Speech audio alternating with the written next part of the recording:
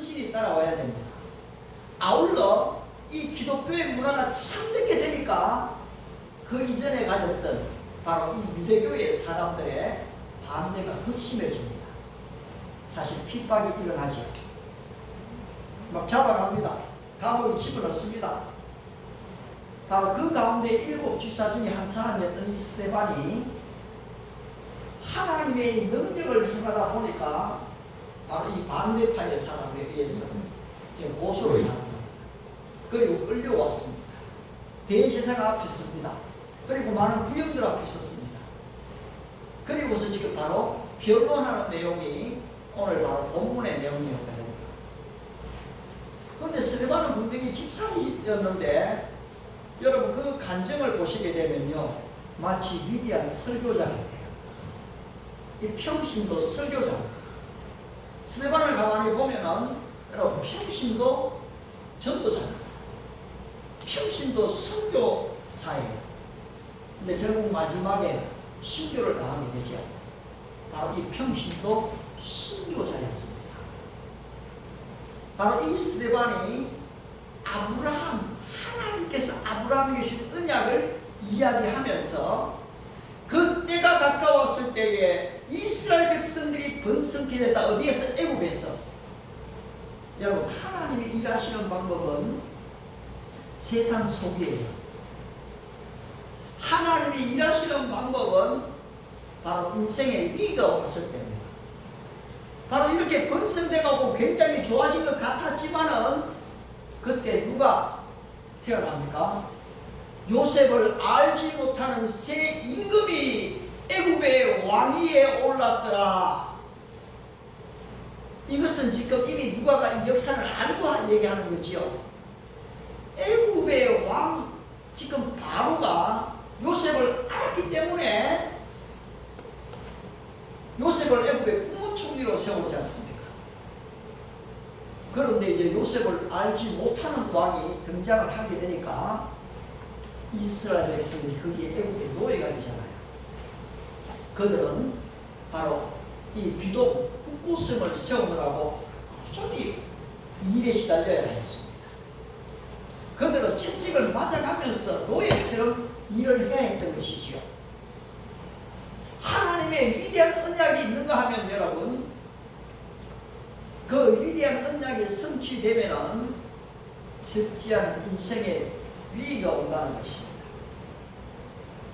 그런데 오늘 바로 이 여러분 바로는 사실 왕의 이름이 아니죠. 이 왕권의 이름입니다. 파라오. 그런데 지금 이 바로가 어떤 정책을 씁니까? 그게 오늘 본문에서는 어떻게 이야기하고 있습니까? 여러분 사도행전 7장을 다시 한번 보십시오. 7장, 사도행전 7장을 딱 보시면은 19절입니다. 19절 다 같이 한번 19절 같이 한번 읽겠습니다. 시작. 그가 우리 족속에게 교활한 방법을 써서 조상들을 괴롭게 하여 그 어린 아이들을 내버려 살지 못하게 하려 할세. 어떻습니까? 그렇죠? 바로 이 요셉을 알지 못하는 새 임금이 아주 교활했습니다. 바로 이스라엘 백성들을 완전히 노예로 부리는 중에 사실은 이게 성을 지으려면은 벽돌이 있어야 되지요. 근데 벽돌을 주지 않는다는 것입니다. 그 앞에 그 안에 집을 주지 않는다는 것이죠. 그거 다 너희들이 해라는 것입니다. 그래서 지금 이 이스라엘 백성들이 극도의 스트레스를 지금 받고 있습니다. 그런데도 이상하게도 이스라엘 백성들이 번성하기를 시작했거든요. 학대하면 학대할수록 이스라엘이 번성하기를 시작했습니다. 여러분 이것이 바로 기독교의 원리입니다. 오히려 환란이 없으면요 그냥 캐시라 시세로 가요. 근데 기독교는 환란이 오면은 여러분 더더욱 번성하게 돼요. 이상하지 않습니까? 사자나 토끼를 그렇게 많이 잡아먹으면 토끼가 멸종이 돼야 되잖아요. 그 연약한 토끼들이 그렇게 잡아먹히면서 어떻게 됩니까? 새끼 번식이 더 되는 겁니다. 기독교가 바로 이런 초대교회에 이런 환란이 왔지만은 오히려 313년 콘스탄틴 대제가 기독교를 공인하는 자리까지 가게 되는 것이지요. 그런데 오늘 바로 이 바로가 이스라엘 백성들을 괴롭게 할 때 이것을 넘어서서 산하 제한 정책을 펼치게 됩니다. 그리고 어떻습니까? 남자아이가 나거든 날강에 던져라, 죽여라. 살인 정책입니다. 산하 제한을 넘어서서 살인 정책이 나오게 되니까 이스라엘 백성들이 얼마나 놀라게 됩니까? 여러분, 오늘 이 시대 때도 이미 제가 결혼할 당시에 산하 제한 정책이 펼쳐졌습니다. 국회에서 법을 만들지요. 그리고 또 이 행정관들이 법을 시행을 합니다. 남자아이가 여자아이든 둘만 낳아 잘 기르자 부부가 생겨나죠. 그리고 세 번째 아이가 태어나면은 의료보험에 제한을 두게 됩니다. 의료보험을 받지를 못해요. 그러니 그때 1980년대 결혼했던 많은 사람들이 둘 내지는 작으면 하나를 낳았습니다. 그래서 3명, 4명을 낳으면요, 마치 돼지우리 집안처럼 우와 사람들이 놀랍니다. 어디 가도 좀 사람 취급을 잘 못 받아요. 우리도 셋째를 낳기 때문에요, 사람 취급을 잘 못 받거든요. 그런데 저는 결혼할 당시에 시편 128편을 약속받았는데요, 내 아내는 결실한 포도나무 같으며 내 상에 둘린 자식은 어린 감람나무 같으리로다. 자식들이 상에 둘렸다, 테이블에 둘렸다는 걸 들으면서 저는 결혼할 때 아이가 최소 3명이겠구나. 그때 정말로 제 안에 확증을 가졌습니다. 그런데 딸 놓고 아들 낳았는데 부족함이 없잖아요. 근데 여러분, 성경의 원리는 부족함이 없는 정도가 아니에요. 여호와는 나의 목자시니 내가 부족함이 없으리로다. 그가 나를 푸른 주장에 누이시고 쉴만한 물가로 인도하시는도다. 여기서 끝나지 않는다는 것입니다. 내 잔이 넘치나이다. 우리 주님은 우리의 잔이 넘치게 하기를 원하시고 계시거든요. 그래서 저도 어떻게 하나님 은혜로 셋째 또 아들을 또 하나 더 낳게 되죠. 자, 아무튼 지금 어떻습니까? 여러분, 굉장히 법을 얘기하지만은 바로 하나님에 있어서는 이것이 불법인데 오늘 이 세상에서는 아주 훌륭한 법으로 통합니다. 그런데 마지막 심판날에 되면 산하 제한을 했던 사람들, 낙태 수술을 했던 사람들, 다 나름대로 법적으로 했죠. 이 세상의 법입니다. 근데 이 세상의 법 위에는 뭐가 있습니까? 하나님의 법이 있는 것입니다. 그 하나님의 법을 피할 자는 아무도 없습니다. 그 마지막 날에는 하나님의 법에 의해서 심판을 받게 될 것이거든요. 따라서 오늘 바로 이 스데반 집사님은 이스라엘 백성들의 이 역사를 얘기하면서 이 바로 왕이 얼마나 이 교활한 살인 정책을 펼쳤는지를 이야기하고 있는 것입니다. 그런데 오늘 제 설교 제목은 하나님이 일하시는 방법인데요, 하나님은 하나님의 때에 일을 하십니다. 나의 때가 아니에요. 여러분들이 어떤 결혼의 문제에 있어도, 학업의 문제에 있어도, 군대 문제에 있어도, 아니면 직장 이동의 문제에 있어도 너무 나의 때를 자꾸 생각하시면 안 됩니다. 하나님의 때를 바라봐야 됩니다. 그리고 하나님의 언약이 나에게 있는가를 생각해야 됩니다. 너희가 내 안에 있고 내 말, 내 언약이 너희 안에 있으면 무엇이든지 원하는 대로 구하라. 그리하면 내가 시행하겠다 이것이요. 그런데 많은 크리스찬들이 미안하지만 교회를 오지만은 하나님의 언약 말씀이 안에 별로 없어요. 그저 관념적으로 습관적으로 교회를 다닙니다. 여러분, 그렇게 다니면 하나님 역사하실 수가 없는 것입니다. 하나님 내게 주신 언약이 무엇입니까? 여러분이 결단하면서 주님께 물어봐야 됩니다. 그러면 반드시 그 하나님은 여러분에게 언약을 주시는 분이시거든요. 그런데 그 언약이 주어짐과 동시에 뭐가 옵니까? 내 삶에 적지 않은 위기가 온다는 것입니다. 아니 그 언약이 주어지면 복이 와야 되는데 잘 되는 일이 있는 듯한데 어떻습니까?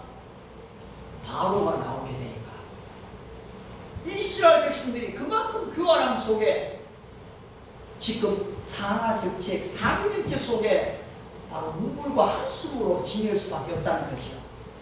근데 하나님 그것을 그냥 두고 보시는 분이십니까? 그렇지 않습니다. 하나님은 바로 그때 하나님의 사람이 태어나게 하시거든요. 오늘 그게 성경 몇 구절에 있습니까? 다시 한번 7장 본문을 보십시오. 20절을 우리 다 같이 한번 20절 한번 읽어보겠습니다. 같이 읽습니다. 시작. 그때에 모세가 났는데 하나님 보시기에 아름다운지라 그의 아버지 집에서 석 달 동안 길리었더니 계속 버려진 후에 바로의 딸이 그를 데려다가 자기 아들로 기름해 22절 모세가 이국 사람의 모든 지혜를 배워 그의 말과 하는 일들이 능하더라. 와우. 여러분 지금 교활하게 지금 이렇게 불법이 왕성해하고 이제 고생을 하는데 하나님 밑에 어떻습니까? 모세가 태어나게 하는 거예요. 하나님의 언약이 이루어지기 위해서는 하나님은 하나님의 사람을 준비시키셨습니다. 믿음에서 아브라함을 준비시켰지요. 예수님이 사역하시기 전에 어떻습니까? 세례요한은 6개월 앞서 주의 길을 굳게 하기 위해서 그 준비의 일을 걸었던 것입니다. 갈라디아 4장 4절에서는 어떻습니까? 때가 참에 바로 하나님의 때가 됐을 때에 예수 그리스도 바로 그분이 이 땅에 오시는 거거든요. 따라서 여러분 이 때는 얼마나 중요한지 모릅니다. 아버지께 참으로 예배할 때가 오나니 곧 이때라. 예배하는 자는 신령과 진정으로 예배할지니라. 하나님은 이같이 예배하는 자를 찾으시느니라. 바로 때지요. 밤이 오는 때가 있는 것입니다. 인생에 밤이 오는 때가 있는 것입니다. 여러분 그때는 아무도 일할 수가 없는 것입니다. 오늘 하나님께서는 하나님의 그 언약을 이루시기 위해서 바로 이 세상에 악이 왕성하지만은 하나님의 사람 모세를 준비시키셨던 것입니다. 그런데 그 부모님들이 아이를 낳지요. 너무 이 귀한 아들이었어요. 사실은 여러분 그 집안에 그 시대에 또 아들 하나 낳을 필요가 없어요. 이미 지금 아들 아론이 있었잖아요. 그리고 딸도 지금 미리암이 있었거든요. 그러면 왕이 그렇게까지 지금 저 아이를 남자애를 하면 죽인다는데 뭐 애가 왜 필요합니까? 안 낳아도 되지요. 그런데 어떻습니까? 사람의 생각이 아니었어요. 하나님의 계획 속에서 모세가 태어나게 된 거거든요. 결국 석 달을 숨겼지요. 만약에 이 땅에 그때 당시 아론이 아버지 이거 만약에 발각되면요 아이는 말할 것도 없고 우리 모두가 다 죽습니다. 아버지 이거 안 됩니다. 아버지 몰래 밀고 할 수도 있어요. 그리고 또 그 무의 미리암이 어떻습니까? 아빠 엄마 나는 지금 아무리 힘들어도 죽기 싫어요. 그래도 그렇지 엄마가 지금 나를 따라오라고 하고 그 갈상자에 지금 이 아이를 모세를 띄워 보낸다는데 내가 어떻게 그 바로 공주에게 갑니까? 아 엄마 나 그거 너무 위험한 일을 할 수가 없어요. 여러분 가만히 보세요. 미리암이 바로 공주에 가서 이 정도로 말을 할 정도였다면 나이가 벌써 몇 살입니까? 10살은 아니겠지요. 적어도 15세 이상은 됐을 거거든요. 그러면 모세와 미리암의 나이 차이가 적지 않은 차이가 난단 말이에요. 그런데 어머니가 얘야 지금 이 동생이 죽게 되었다. 우리 가족이 같이 모여서 기도하자. 갈 상자를 만들자. 영청을 칠하자. 그리고 말이야 내가 보니까 바로 공주가 딱 요날 요 시간에는 바로 목욕을 하고 있었어. 그런데 우리가 이 아이를 한번 거기에 띄워보내자. 그러면 바로 공주가 아이를 잡을 거야. 그런데 미리암은 들어가서 바로 공주에게 이렇게 얘기하더라. 여러분 미리암 혼자 생각했을까요? 아니었어요. 여러분 이것은 이 나이 무엇입니까? 세상입니다. 이 방안은 세상입니다. 갈상자는 무엇입니까? 바로 교회인 것입니다.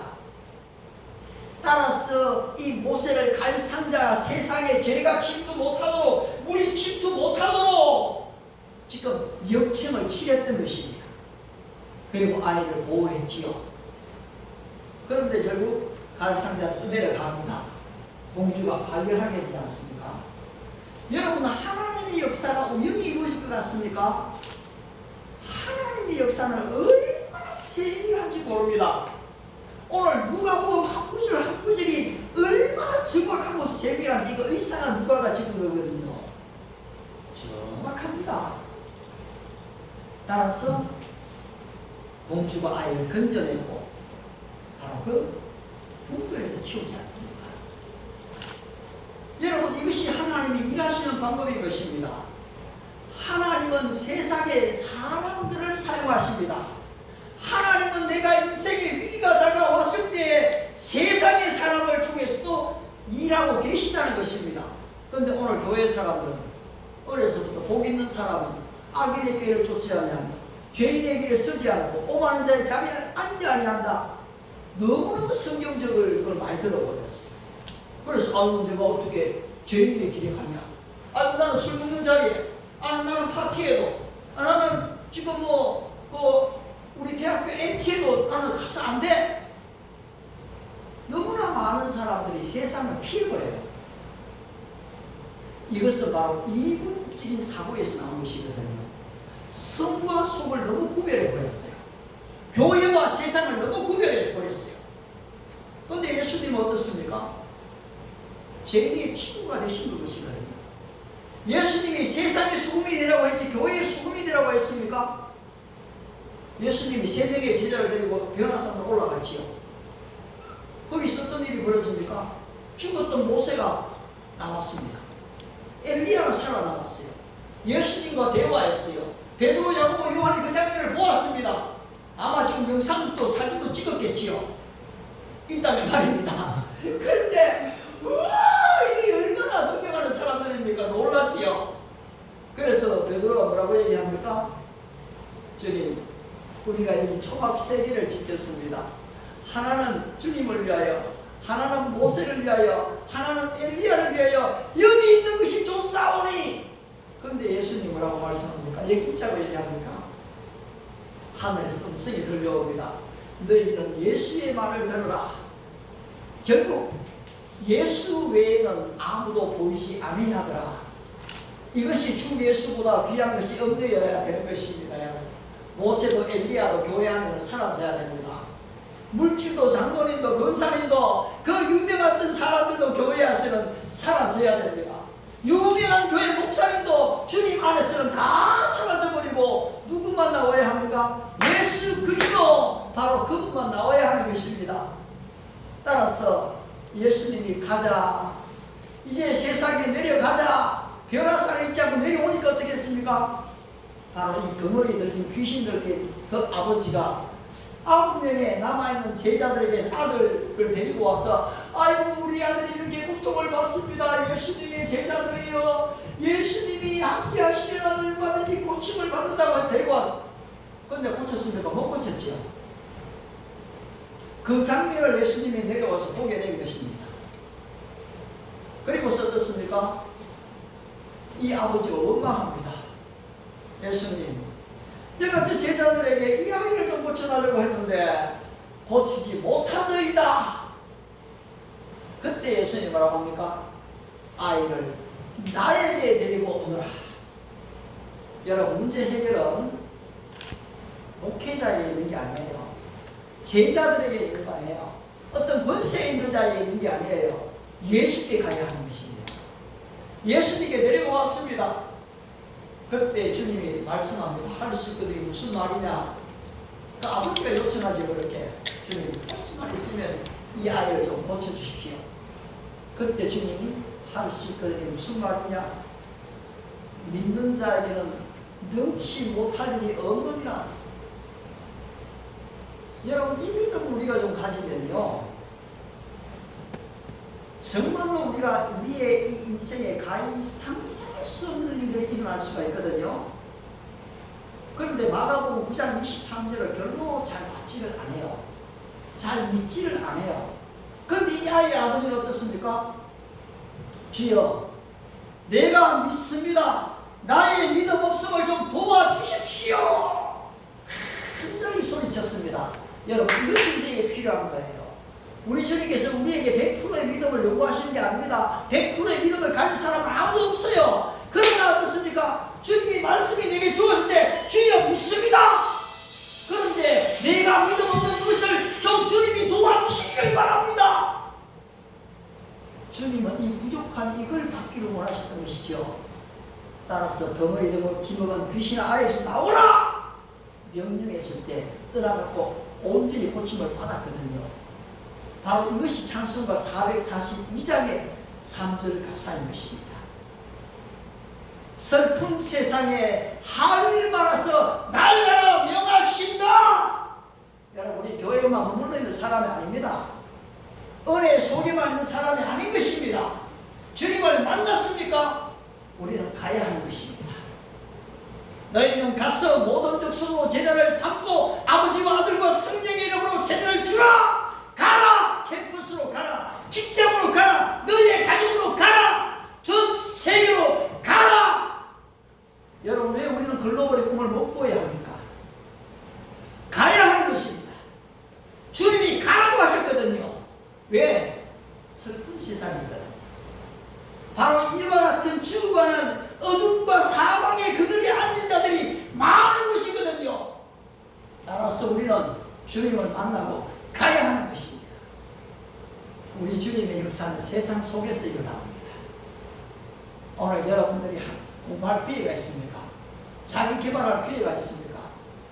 그렇다면 여러분이 잘 배우셔야 됩니다. 오늘 모세는 어떻게 했습니까? 애굽에 궁전에서 모세가 애굽 사람의 모든 지혜를 배워 22절이죠. 그의 말과 하는 일들이 능하더라. 여러분, 적당히 공부한 게 아니에요. 대충 한 게 아니었어요. 일을 해도 그냥 한 게 아니었어요. 공부를 해도 적당주의로 한 게 아니었어요. 나는 임영찬의 이 참 그 피아노를 듣고 들으면 들을수록 내한테 도전이 돼요. 걔가 어떤 명예를 위해서 피아노를 치는 게 아니더라고요. 나는 그냥 같은 거 내한테 일도 없습니다. 음악에 빠졌어요. 음악이 자기의 신이에요. 보니까요. 완전히 매몰되어진 그것도 18세 어린 소년이 청년이 전 세계를 지금 뒤흔들어 놔버리거든요. 오늘 하나님의 손에 붙잡힌 다윗이 그랬던 것처럼 오늘 저와 여러분들이 하나님의 능력에 좀 붙잡혀서 하나님의 일을 좀 감당할 수가 없겠습니까? 오늘 바로 애국에서 자랐던 모세입니다. 그 모든 것에 능했습니다. 여러분 유튜브를 제대로 볼 기회가 있습니까? 그러면 한번 제대로 보십시오. 그리고 메모하면서 보십시오. 바로 10년, 20년 뒤의 세계를 바라보십시오. 그리고 여러분, 우리에게 이 영적인 분별력을 가질 수 있어야 됩니다. 그리고 우리가 지금 분석합니다. 그리고 판단하는 것입니다. 그리고 우리가 과감하게 나아가는 것이거든요. 따라서 모세가 애굽의 이집트의 지리와 천문학에 그리고 또 이 과학의 언어에 그 체력에 능했습니다. 우리의 몸을 우리가 너무 가볍게 여기면 안 됩니다. 하나님의 몸이기 때문에요. 이 몸 관리를 잘해야 됩니다. 아울러 이렇게 내가 이렇게 40살이 됐으니까 야 이제는 좀 이스라엘을 돌아봐야 되겠다. 이제 지금 마음의 변화가 일어났지요. 생각의 변화가 일어났습니다. 인식의 전환이 주어졌습니다. 아 이봐라. 내가 지금 생긴 게 이집트인하고 다르네. 아 내가 지금 내 지금 자아가 옛날에 어릴 때 우리 그 요게벳이라는 마치 지금 유모처럼 보였는데 그분이 나의 엄마였단 말이지. 내가 히브리잖아. 민족적인 각성이 일어난 겁니다. 자기 정체성을 발견하게 되는 거지요. 하나님이 일하시는 것이 바로 이것입니다, 여러분. 바로 의식의 전환입니다. 터닝 포인트가 생겨나는 것입니다. 바로 이 관점이 달라져 버리는 것입니다. 유레카! 와! 내가 발견했다! 여러분, 달라져 버리는 것입니다. 바로 이 모세가 지금 이렇게 생각이 바뀌어졌지 않습니까? 그런데 자기는 자기가 가지고 있는 지식과 경험으로, 권력으로 이스라엘 백성을 어떻게 좀 할 수 있는 줄로 생각했습니다. 그런데 어떻게 됐습니까? 이집트 사람을 죽이는 것이 발각되어버립니다. 어쩔 수 없이 그는 미디안 광야로 도망가지 않습니까? 그가 애굽의 군진에서 40년간 세상의 학문을 배웠다면 그는 미디안에서 제사장 이도를 통해서 영적인 훈련을 받는 것입니다. 떨기나무 불꽃 가운데서 하나님을 개인적으로 만나지 않습니까? 여러분, 이 하나님의 만남이 없이는 세상의 것들이 얼마나 허무한지를 다 깨달아야 하는 것입니다. 나를 떠나서는 너희가 아무것도 할 수 없느니라. 바로 한국의 지성인 이의영 전 문화부 장관, 대단하신 분이죠. 얼마나 많은 사람에게 영향력을 끼쳤는지 모릅니다. 저도 청년 시절에 그분의 책을 종종 읽으면서 저는 감동을 많이 받았습니다. 그런데 결국은 그의 딸을 통해서, 그의 손자를 통해서 바로 이의영 씨가 지성에서 영성으로의 책을 쓰면서 그가 변화가 되어지죠. 지적인 사람이 아니고 영적인 사람으로 변화가 이루어지는 것입니다. 이것이 터닝 포인트입니다. 바로 인식의 전환이 주어져 버린 겁니다. 모세가 이렇게 인식이 전환이 주어지니까 자기도 생각할 수 있지 않습니까? 야, 내가 지금 이 바로의 공주의 아들로 살아야 돼? 아니면 하나님의 백성과 함께 고난을 받아야 돼? 아, 이 왕자의 자리를 이제 던져버려야 돼? 아, 나는 지금 이제 더 이상 지금 갈 데가 없는데, 이야, 이 고생을 내가 다 뒤집어 써야 돼? 여러분, 이것이 히브리서 11장에 나타나는 내용입니다. 이것을 한번 확인하고 넘어가죠. 히브리서 11장, 여러분 한번 24절을 한번 보십시다. 히브리서 11장입니다.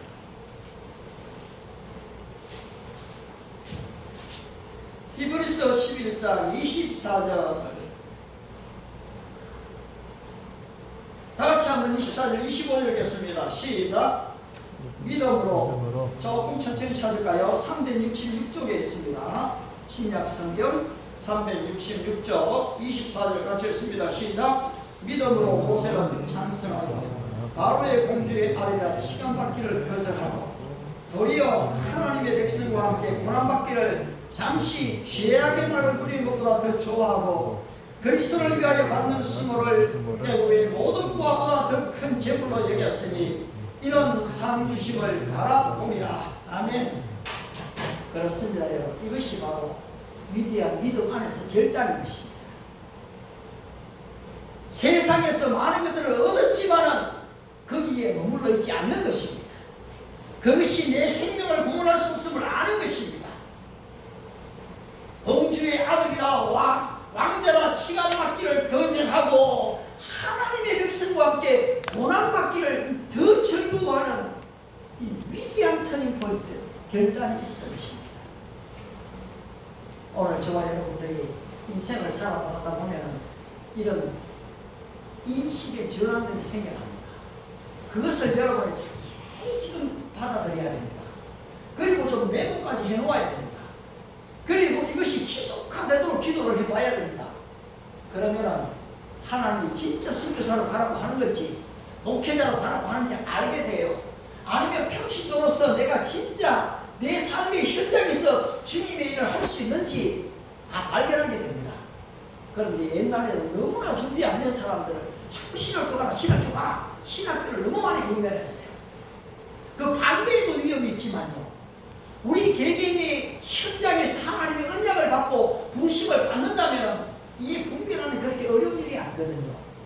자, 결론적으로 하나님은 하나님의 사람을 부르시고 지적으로, 신체적으로, 정서적으로, 영적으로 훈련하셨지요. 그리고서는 이 모세를 통해서 이스라엘 백성을 끄집어내게 만들지 않습니까?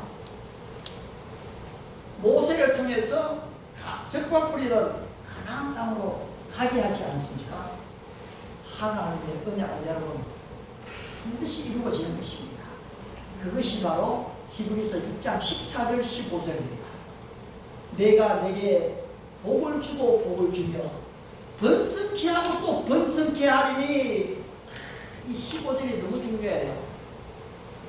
아브라함이 오래 참고 견디며 이 약속의 성취를 보았다라고 얘기하는 것이거든요. 하나님은 하나님의 언약을 여러분 반드시 이루시는 분이십니다. 여러분 이것을 믿으셔야 합니다. 하나님이 아브라함에게 뿐아니라 우리 주 예수님께서 죽으시고 다시 살아나신 것을 믿는 우리 모두를 위해서 이 언약을 주셨구나. 아브라함이 바랄 수 없는 중에 바라고 믿었으니, 여러분 이것이 바로 아브라함의 믿음이었고요. 저와 여러분이 아브라함의 진정한 후손이 되었고 하나님의 백성이 되어졌다면 우리는 그 말씀을 그대로 나의 것으로 받는 것입니다. 그리고 하나님 때가 언제입니까? 하나님 저 그것을 보여주시기 바랍니다. 오늘 내가 너무 어렵고 힘이 드는데요, 이것이 하나님의 때가 가까운 것입니까? 그렇다면 하나님 왜 나를 이 시대에 여기에 두셨습니까? 왜 3차 산업시대가 아니고 4차 산업 정보 혁명의 시대에 나를 존재하게 하셨습니까? 여러분 스마트폰이 나온 지가 그렇게 오래 안 됐습니다. 이거 세계가 지금 뒤집어지고 있는 것이거든요. 한류가 지금 전 세계로 뻗어나가고 있는 걸 우리가 보지 않습니까? 그러면 한류 자체에 와악할 겁니까? 바로 이것을 통해서 그리스도의 이 복음을 전할 수 있는 길들이 없겠습니까, 여러분? 하나님 오늘 이것을 저와 여러분에게 요구하고 있는 것입니다. 오늘 이 글로벌 킹덤 교회에 요구하고 있는 것입니다. 따라서 여러분 어떻게 적용하시겠습니까? 그렇습니다. 하나님이 나에게도 약속을 주셨다는 것을 믿으셔야 됩니다. 그 하나님의 때를 여러분이 바라봐야 됩니다. 아울러 그 약속을 여러분 심리에 새기십시오. 저도 제가 이 좁은 길을 걸어갈 수 있는 것은 사도행전 20장 23절 24절 말씀 때문입니다. 오직 성령이 각성해서 내게 증거하여 이르기를 환난과 결박이 나를 기다린다 하시나 나의 달려갈 길과 주 예수께 받은 사명 곧 하나님의 은혜의 복음 증가를 이루 마치려 하면 나의 생명을 좀도 귀한 것으로 여기지 않는다. 저는 완전 전통 목회자였습니다. 제가 목사가요 알바를 하거나 그 다른 어떤 세상 일을 하면 굉장히 믿음 없는 사람으로 생각했습니다. 근데 미국을 가면서 이 인식이 바뀌었어요. 알바도 해봤고요, 여기서 병원 일도 해봤고요, 쓰레기도 치워봤고요, 그 다음에 지금 또 카페도 해봤고요, 이제 여러 가지를 해보면서요 제한테 인식의 전환이 왔습니다. 그리고 저는 이것 자체가 잘한다고 지금 다 얘기하자는 게 아닙니다. 근데 자칫 잘못 목수하시는 목사님들 어제 이래 인터뷰하는 거 봤는데요, 마치 막 목사님들이 교회에 월급 받아갖고 막 진리도 못 증거하는 것처럼 비겁한 것처럼 종종 그렇게 얘기해버렸던데 그것도 위험해요. 아니에요. 수많은 목회자들이 이 좋은 일을 걸으면서 그래 하는 분들이 많습니다. 문제는 이거냐 저거냐가 아니고 내가 부르심을 받은 현장이 어떤 분야에 있는 것이거든요. 여러분 지금 팩트메이커로 일하면서 얼마나 세상과 타협하는 게 많은데요. 그거 옳다 그러다 문제 아니고요. 하나님 앞에서 내가 부름받은 자리에 현장에서 정말로 하나님 앞에 사느냐 안 사느냐의 문제거든요. 따라서 여러분 저와 여러분들이 언약을 끝까지 부여잡아야 하는 것입니다. 아울러 받을 수 있는 훈련과 연단을 잘 받으십시오. 요셉이 이 훈련을 나를 단련하신 이후에는 내가 지금같이 나를 했는데 저는 우리 크리스찬들이요 좀 미안한 얘기일 때도 박이병 같아. 현역이 아니고요, 해군 특수부대도 아니고요, 미국의 이 네이버실이나 델타포스 같은 그 훈련받는 모습들을 여러분 보십시오. 유튜브에 이 내용이 다 나오잖아요. 저 종종 그것을 봅니다. 크리스찬들이 좀 아주 안 했습니까? 하나님 훈련을 좀 받을 필요가 있어요. 잘못하면 내 집에서는 왔다 갔다 하는 출퇴근하는 그런 지금 훈련만 받는다라면 그게 군대 훈련입니까, 여러분?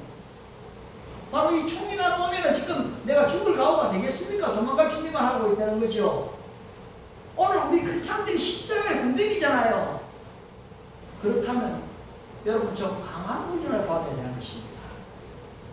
바로 이 욥이 죽음을 넘어서는 질병을 넘어서는 강한 훈련을 받죠. 그리고 23장 10절에서 고백한 게 He knows the way. 바로 그가 다 아신다. He knows the way that I take. 내가 가야 할 그 길을 아신다. When he has tested me. 그가 나를 단련하셨을 때 I will come forth as gold. 내가 증거같이 나오리라. 제가 나이는 좀 들었지만요. 발음은 좀 미미하지만요. 글로벌에 사람들이 왔을 때에 영어로 20분, 30분, 40분 설교할 수 있는 준비를 저도 해야 되거든요. 그것 때문에 미국 갔다 왔습니다. 돌아와서 그냥 다 그만할 것 같습니까? 천만의 얘기입니다. 지금 여러분 보십시오. 이 우리말과 영어를 쓰고요. 아침에 조깅을 하면서 산책을 하면서 이걸 다 외워가고 있습니다. 왜 여기서 영어 복음성가를 그렇게 자꾸 부르려고 합니까? 여러분들이 백국을 부르게 되면 입에서 영어가 안 나오겠습니까? 세상 사람은 팝송을 가지고도 영어를 한다는데 왜 크리스찬들은 그렇게 못해야 되겠습니까? 세계 복음화를 소리만 치고 언제 그 언어도 안 되는 세계 복음화를 한단 말입니까? 제가 LA 가보고 더 놀랐어요. 한국의 목사님들 영어 안 하더라고요. 거기에 널려있는 사람들이 세계 복음화를 시키는 다 그 사람들인데 지금 보니까 뭐 한국인들만 데리고 지금 목회하려고 하는 건 나 거기에 반대했습니다.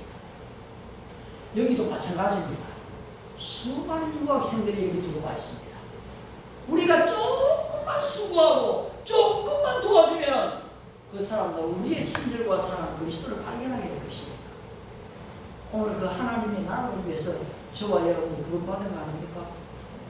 그렇다면 여러분 그 하나님의 언약을 붙잡고 그 하나님의 언약의 성실대로 바로 온전히 just do it 바로 언약 가지고 그대로 그 일을 해나가는 은혜와 축복이 우리 모두에게 함께 하시기를 바랍니다.